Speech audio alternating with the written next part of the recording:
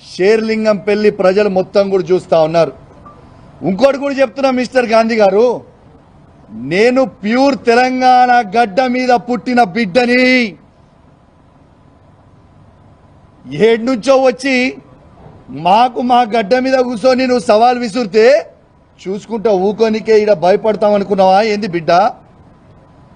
ఇవాళ కేసీఆర్ గారి నాయకత్వంలో నిన్న నేను పొద్దున్నే కేటీఆర్ గారితో హరీష్ రావు గారితో ఫోన్ మాట్లాడి పర్మిషన్ తీసుకొని మరీ చెప్తా ఉన్నాను.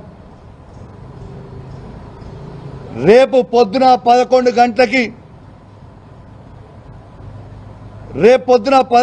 గంటలకి మా మేడ్చల్ జిల్లా పార్టీ ఆఫీస్ శంబీర్పూర్ రాజు గారి నాయకత్వంలో ఆడి నుంచి మేమందరం కలిసి వేలాది మంది కార్యకర్తలు అందరం కూడా మన బీఆర్ఎస్ పార్టీ ఎమ్మెల్యే గాంధీ గారి ఇంటికి పోదామని చెప్పి సందర్భంగా తెలియజేస్తా ఉన్నాను. రేపు దయచేసి కోరుతా ఉన్నాను, బీఆర్ఎస్ పార్టీ ప్రతి కార్యకర్త, జీహెచ్ఎంసీలో ఉన్న ప్రతి కార్యకర్త, ఇలా ఉమ్మడి రంగారెడ్డి జిల్లాలో ఉన్న ప్రతి బీఆర్ఎస్ పార్టీ కార్యకర్త రేపు అందరం కలిసి 11 గంటలకి గాంధీ గారి ఇంట్లోకి ఖచ్చితంగా రేపు పోదాము. ఆడ బ్రేక్ఫాస్ట్ తిందాము, ఆడ లంచ్ తిందాము. గాంధీ గారు కండువ కప్పుకున్న తర్వాత గాంధీ గారిని తీసుకొని తెలంగాణ భవన్కి పోయి ప్రెస్ మీట్ పెట్టి అక్కడి నుంచి గాంధీ గారిని కేసీఆర్ గారి దగ్గరికి తీసుకొని పోదాం. స్వాగతం పలుకుదాం. దయచేసి కేసీఆర్ గారి మీద ఉన్న అభిమానం ఉన్న ప్రతి కార్యకర్త, కేటీఆర్ గారి మీద అభిమానం ఉన్న ప్రతి కార్యకర్త, హరీష్ రావు గారి మీద అభిమానం ఉన్న ప్రతి కార్యకర్త అందరం కూడా పెద్ద ఎత్తున రేపాడికి పోదామని చెప్పి సందర్భంగా తెలియజేస్తా ఉన్నాను. రేపు 11 గంటలకి ఖచ్చితంగా 11 o'clockకి మేము రేపు శంబూర్పూర్ రాజు మన మేడ్చల్ పార్టీ ఆఫీస్ దగ్గర నుంచి స్టార్ట్ అవుతాం. ఆయన ఇల్లు అదే జిల్లా కిందికి వస్తుంది, ఆడికే పోదాం. ఆడి నుంచి అందరం కలిసి ఆ ఇంటికి పోయి స్వాగతం పలుకుదాం. మళ్ళీ ఏమంటాడు, బీఆర్ఎస్ పార్టీతో ఆయనకు పంచాయతీ కాదట, కౌశిక్ రెడ్డితోనే ఆయనకు పంచాయతీ అట. నీకు నాకేమైనా భూమి తగాదాలు ఉన్నాయా? నీకు నాకేమైనా అన్నదమ్ముల పంచాయతీలు ఉన్నాయా? ఎస్, నేను అడిగింది ఏంది, నువ్వు చెప్పే జవాబు ఏంటిది, నువ్వు మాట్లాడేది ఏంటిది? నిర్సిగ్గుగా నిర్లజ్జగా నువ్వు మాట్లాడే మాటలు యావత్ తెలంగాణ ప్రజలు మొత్తం కూడా వింటా ఉన్నారు. అసలు నువ్వు బీఆర్ఎస్ బీఫామ్ మీద గెలిచి కాంగ్రెస్ పార్టీలో చేరనికి నీకు సిగ్గనిపిస్తలేదాయా? ఎట్లా ఈ కష్టకాలంలో పార్టీ వదిలిపెట్టి పోవాలనిపిస్తా ఉంది?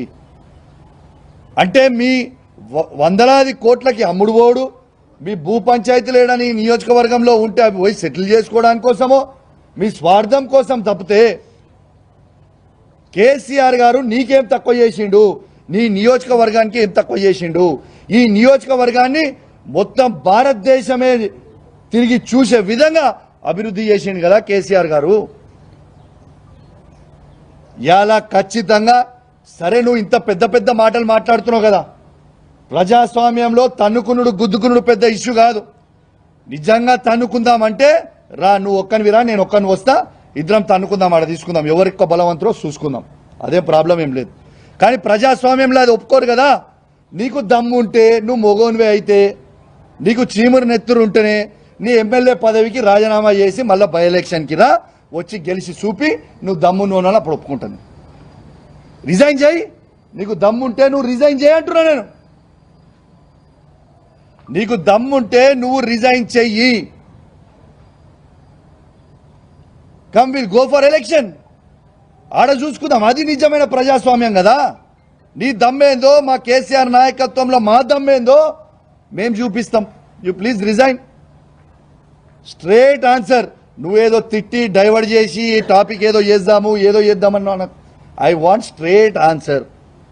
నువ్వు బీఆర్ఎస్ పార్టీ ఎమ్మెల్యే అయితే మీరు రాండి, స్ట్రేట్గా టీఆర్ఎస్ భవన్కి పోదాము, తెలంగాణ భవన్కి పోదాము, ప్రెస్ మీట్ పెడదాము, అక్కడి నుంచి కేసీఆర్ గారి దగ్గరికి పోదాము. లేదు అంటే నువ్వు కాంగ్రెస్ పోయినవా నువ్వు అనుకుంటే చక్కగా రిజైన్ చేయి, ఎలక్షన్కి పోదాం. నీ దమ్మేందో మా